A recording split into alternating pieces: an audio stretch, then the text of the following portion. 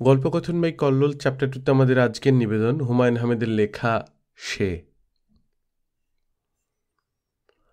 আমার ছোট মেয়ের গলায় মাছের কাঁটা ফুটেছিল। মাছের কাঁটা যে এমন যন্ত্রণাদায়ক ব্যাপার তা জানা ছিল না। বেচারি ক্রমাগত কাঁদছে, কিছুক্ষণ পরপর বমি করছে, হেঁচকি উঠছে, চোখ মুখ ফুলে একাকার। আমি দিশাহারা হয়ে গেলাম। অনেক ধরনের লৌকিক চিকিৎসা করানো হলো। শুকনো ভাতের দলা গেলানো, মধু খাওয়ানো, গলায় শেক। এক পর্যায়ে আমাদের কাজের মেয়েটি বলল, একটা বেড়াল এনে তার পায়ে ধরলে কাঁটা চলে যাবে। গ্রাম দেশে নাকি এইভাবে গলার কাঁটা দূর করা হয়। বিপদে মানুষের মাথা ঠিক থাকে না।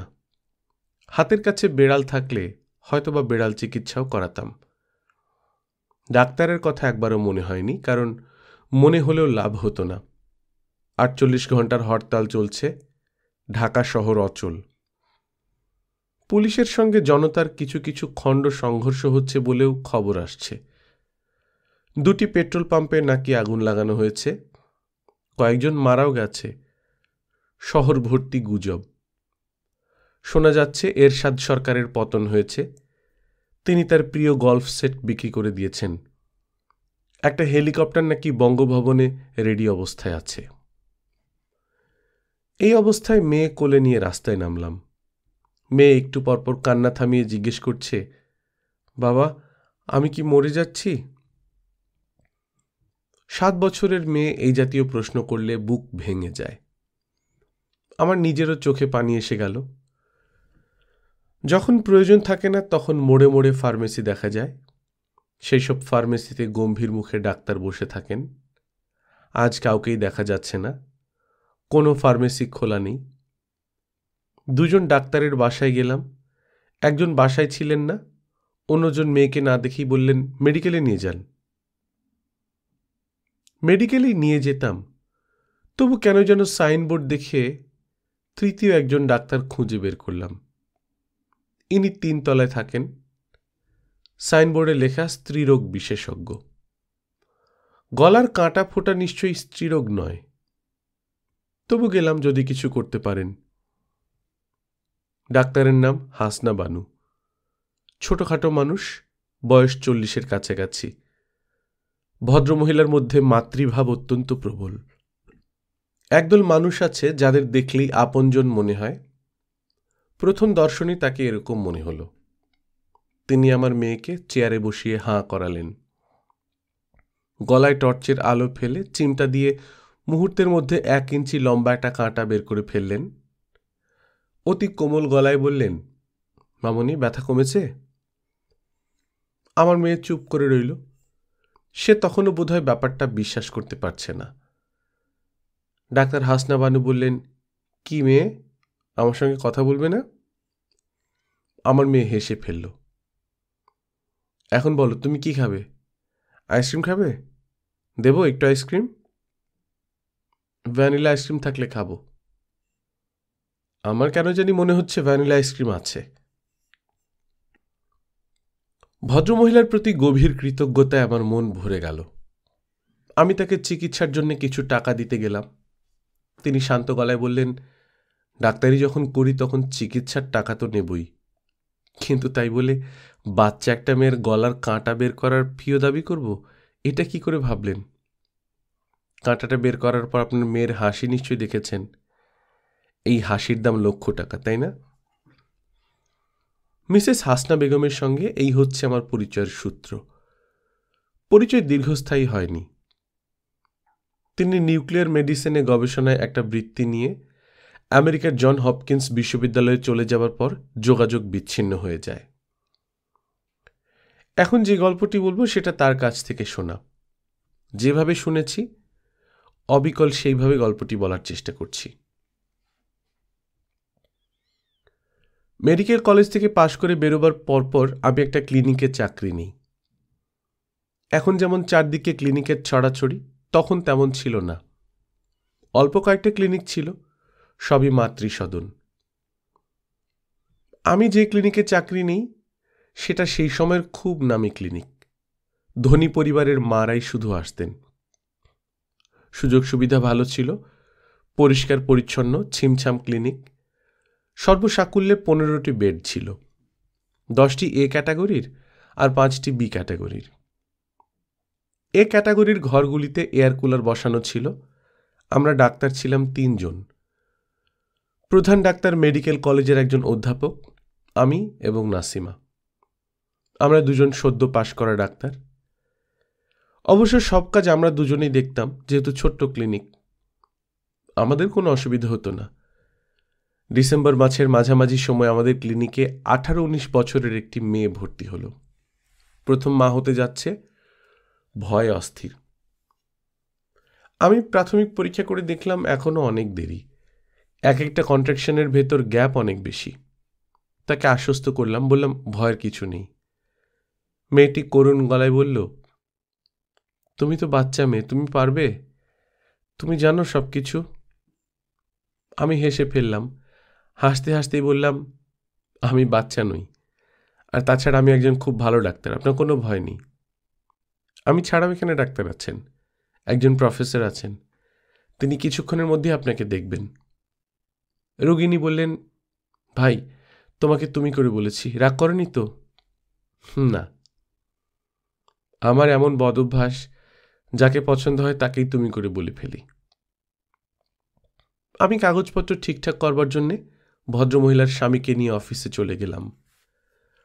দেখা গেল খুবই ক্ষমতাবান পরিবারের বউ। 7-8টা গাড়ি দাঁড়িয়ে আছে। হোমড়া চোমড়া ধরনের কিছু মানুষ বিরক্ত মুখে হাঁটাহাঁটি করছে। একজন অতি বিরক্ত গলায় বলছে, আপনাদের ব্যবস্থা তো মোটেই ভালো না। ইমার্জেন্সি হলে পেশেন্টকে আপনারা কি করবেন? এখানে কি অপারেট করার ব্যবস্থা আছে? জি আছে। আপনাদের নিজস্ব জেনারেটর আছে? ধরুন হঠাৎ যদি ইলেকট্রিসিটি চলে যায়, তখন কি করবেন? মোমবাতি জ্বালিয়ে তো নিশ্চয়ই অপারেশন হবে না। লোকগুলি আমাদের বিরক্ত করে মারল। দাড়িওয়ালা এক ভদ্রলোক বললেন, আপনাদের এখান থেকে আমরা বেশ কিছু টেলিফোন করব, দয়া করে বিরক্ত হবেন না।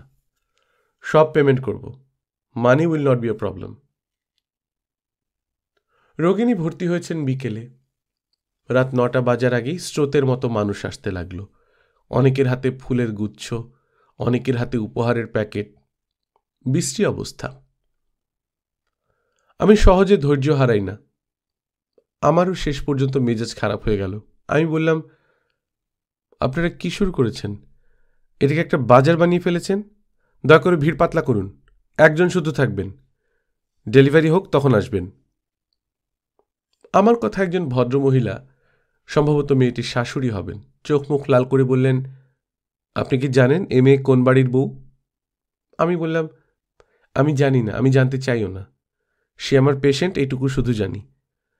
8-10টা পেশেন্টকে আমি যেভাবে দেখব তাকেও একইভাবে দেখা হবে। 8-10টা বউ আর আমার ঘরের বউ এক? আমার কাছে এক।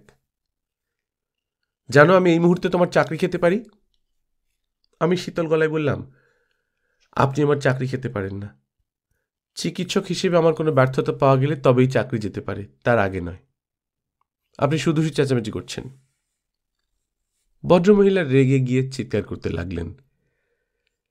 একজন ভদ্রমহিলা এরকম কুৎসিত ভাষায় কথা বলতে পারেন আমার জানা ছিল না। বিরাট হইচই বেঁধে গেল। আমাদের প্রফেসর এলেন। ভেবেছিলাম তিনি আমার পক্ষে কথা বলবেন, তা বললেন না। আমার উপর অসম্ভব রেগে গেলেন। আমাকে অবাক করে দিয়ে সবার সামনে উঁচু গলায় বললেন, হাসনা, তোমাকে এখানে চাকরি করতে হবে না, ইউ ক্যান লিভ। আমি আমার নিজের কানকে বিশ্বাস করতে পারলাম না। অথচ আমার প্রফেসর জানেন আমি কত আগ্রহ, কত যত্ন নিয়ে এখানে কাজ করি। আমি রিক্সা নিয়ে বাসায় চলে এলাম। সহজে আমার চোখে পানি আসে না, কিন্তু রিক্সায় ফেরবার পথে খুব কাঁদলাম। তখন বয়স অল্প, মনটা ছিল স্পর্শকাতর। রাত 11টার সময় প্রফেসর আমাকে নিতে এলেন। করুণ গলায় বললেন, খুব কেলেঙ্কারি হয়ে গেছে হাসনা। তুমি চলে আসার পর ক্লিনিকের কেউ কোনো কাজ করছে না, অসহযোগ আন্দোলন। এইরকম যে দাঁড়াবে কল্পনাও করিনি, তুমি চলো। আমি বললাম, আমার যাবার কোনো প্রশ্নই ওঠে না স্যার। আপনি রোগীর আত্মীয়দের বলুন তাকে অন্য কোনো ক্লিনিকে নিয়ে যেতে। বলেছিলাম, কিন্তু পেশেন্ট যাবে না, সে এখানেই থাকবে। এখানেই থাকবে? হ্যাঁ, এবং সে বলে দিয়েছে ডেলিভারির সময় তুমি ছাড়া দ্বিতীয় কোনো ব্যক্তি থাকতে পারবে না। এখন যদি তুমি না যাও আমার খুব মুশকিল হবে, খুব বিপদে পড়ব। তুমি তো বাইরের জগতের কোনো খোঁজ খবর রাখো না। যদি রাখতে তাহলে বুঝতে পারতে এই মেয়ে কোন পরিবারের মেয়ে। বাংলাদেশের মতো দেশে এরা যা ইচ্ছা করতে পারে। তুমি চলো। স্যার, আমি যাব না, ওরা যা ইচ্ছে করুক।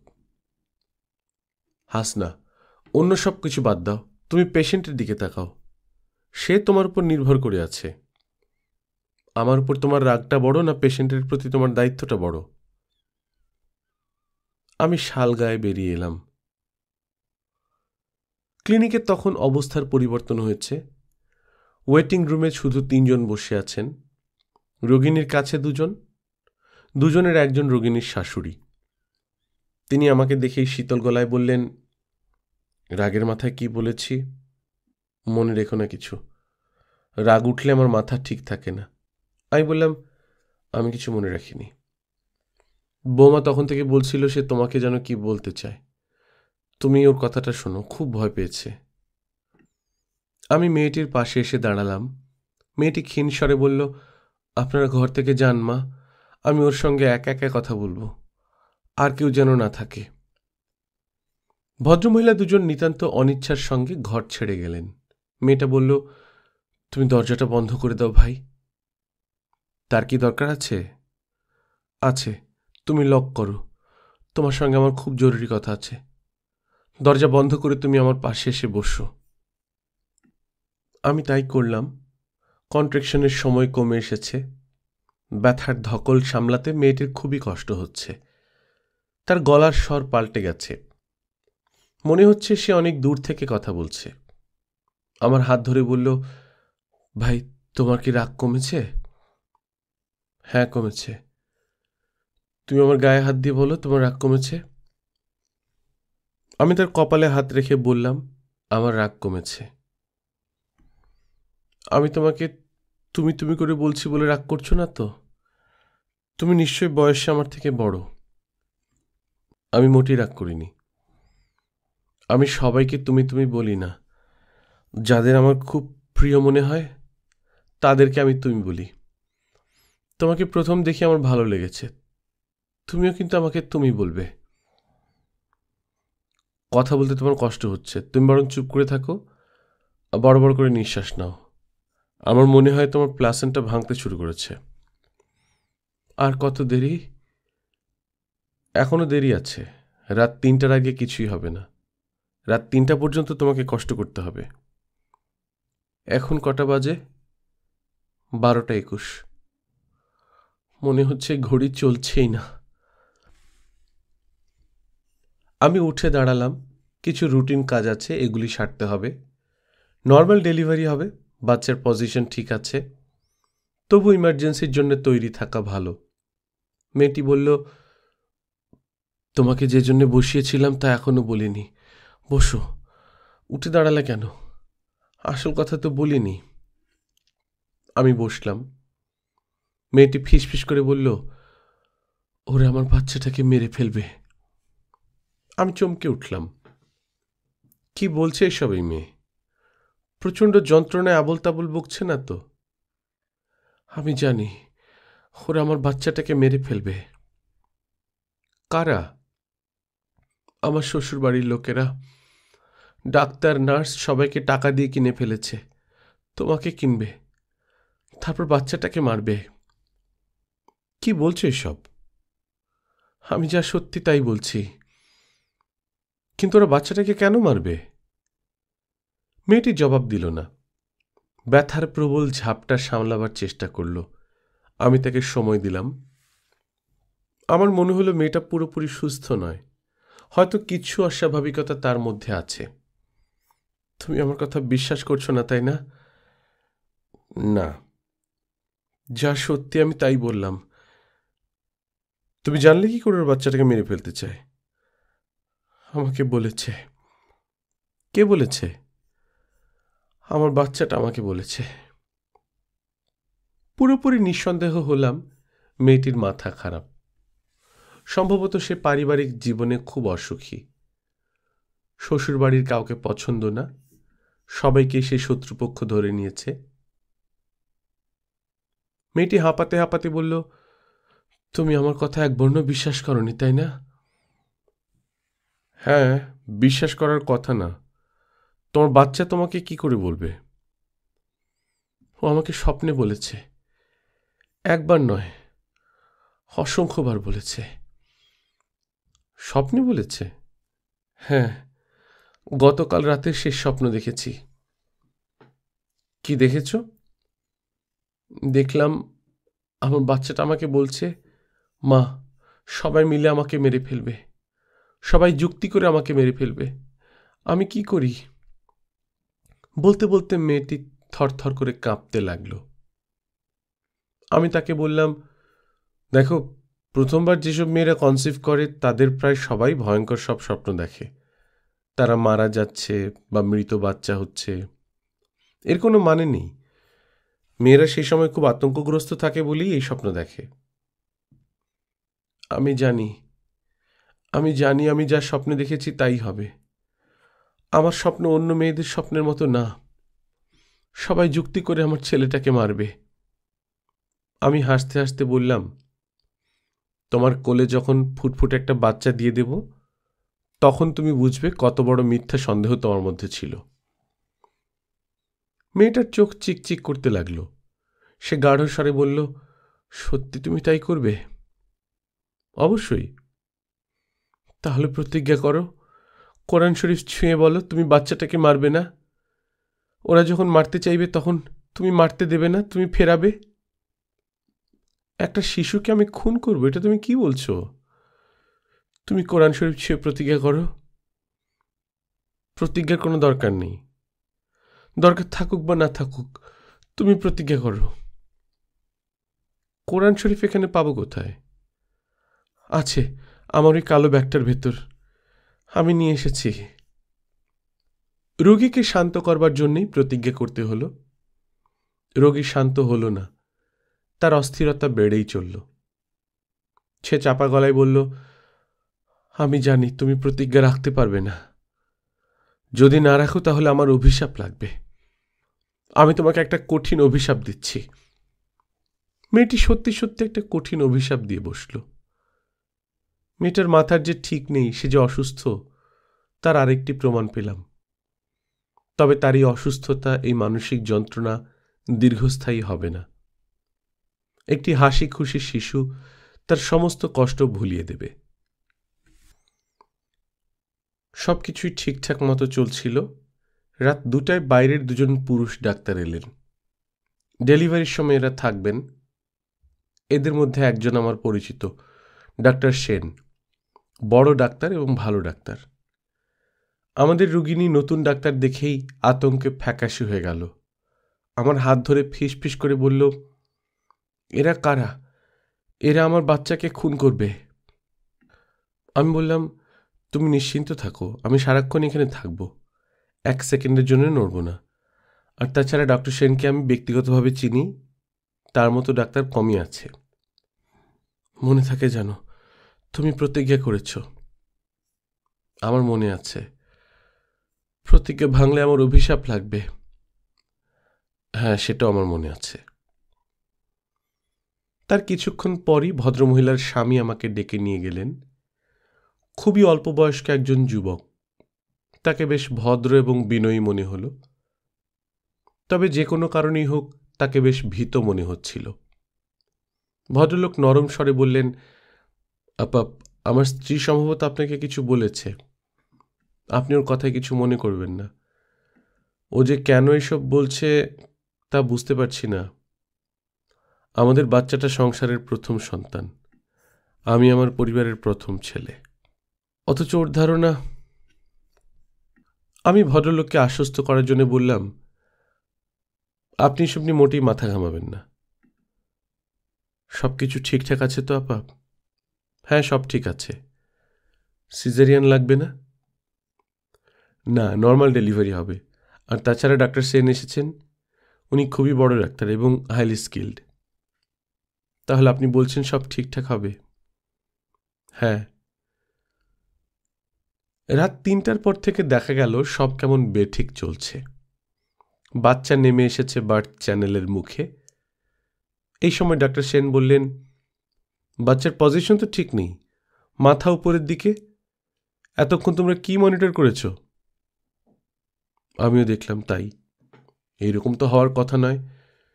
কিছুক্ষণ আগেই সব পরীক্ষা করা হয়েছে। আমরা মুখ চাওয়াচাই করতে লাগলাম। প্রচুর রক্তক্ষরণ হতে লাগল। এই সময় এত রক্তপাতের কোনোই কারণ নেই।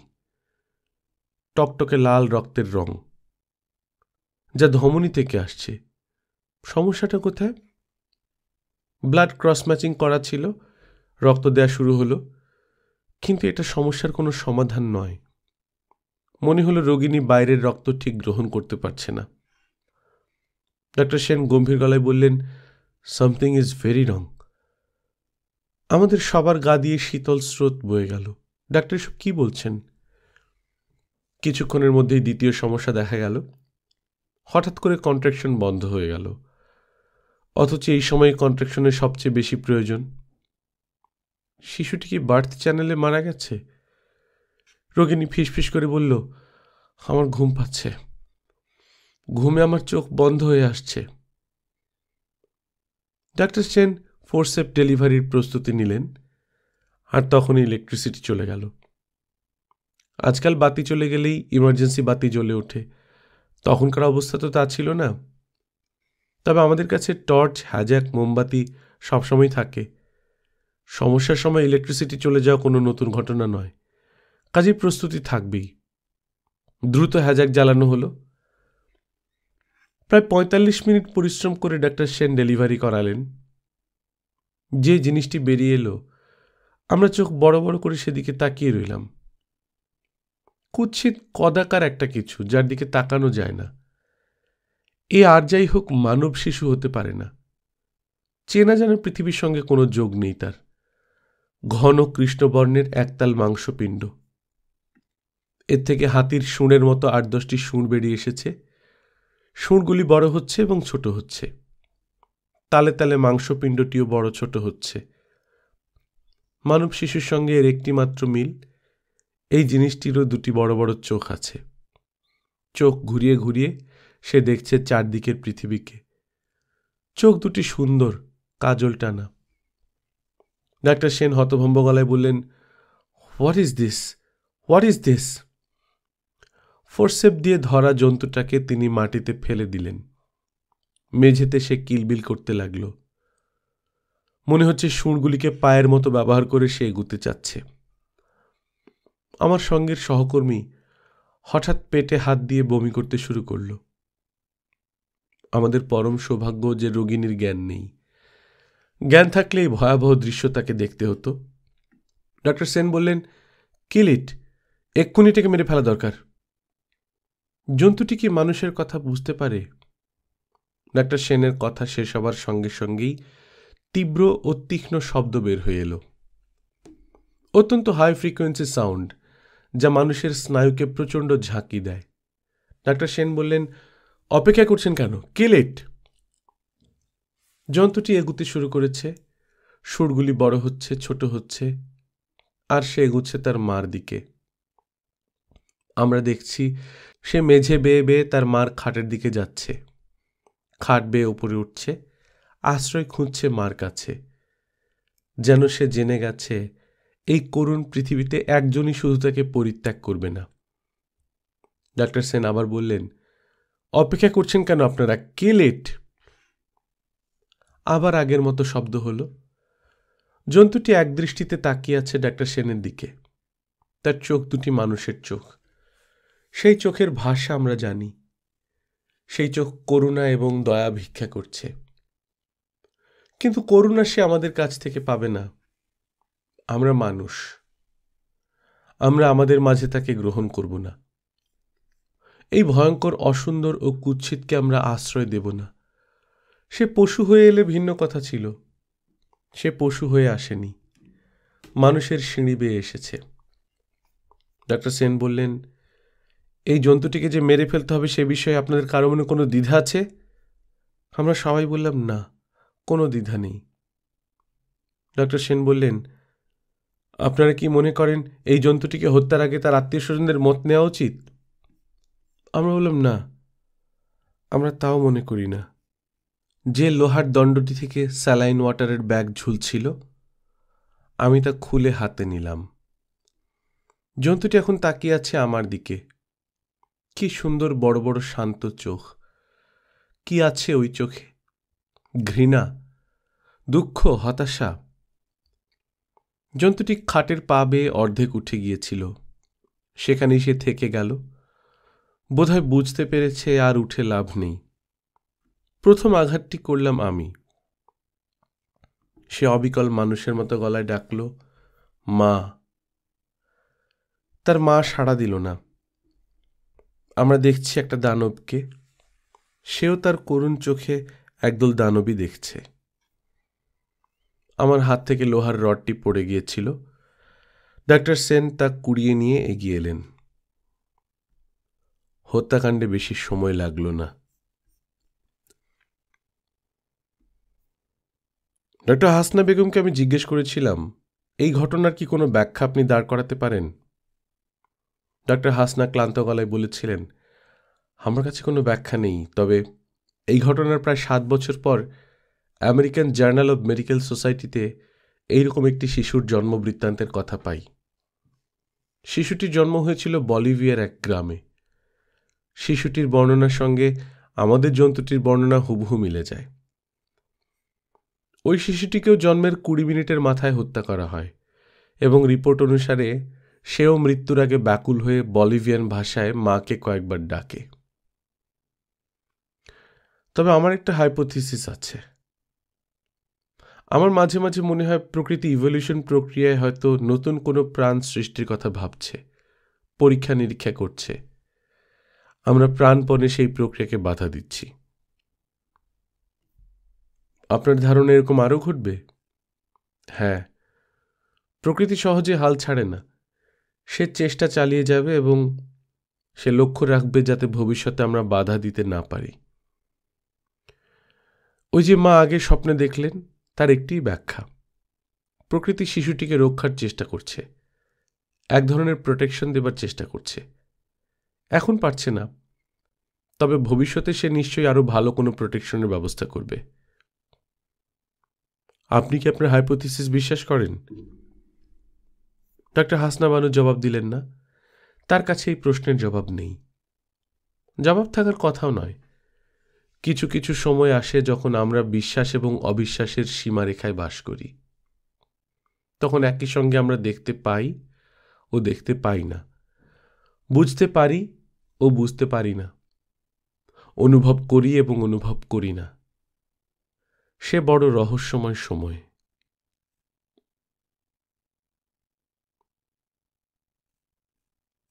গল্পকথন বাই কল্লোল চ্যাপ্টার 2-তে শুনছিলেন হুমায়ুন আহমেদের লেখা সে। আমরা নিয়মিত গল্প পাঠ করে শোনাচ্ছি। আপনারা যারা প্রথমবার মতো শুনছেন, কাইন্ডলি সাবস্ক্রাইব করে নেবেন।